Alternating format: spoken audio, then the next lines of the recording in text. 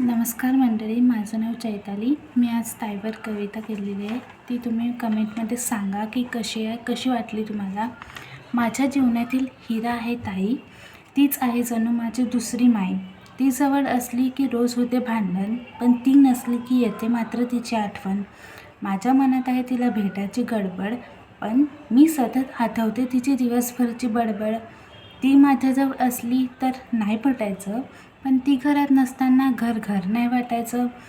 तिचा प्रत्येक गोष्टीत होता मला साथ, तिने कधीच सोडला नाही माझा हात।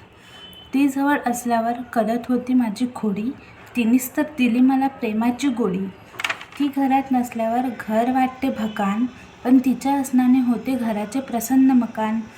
ती असल्यावर सांगत होती तिचे मला काम, ताई तुझी आठवण येते मला खूप जाम।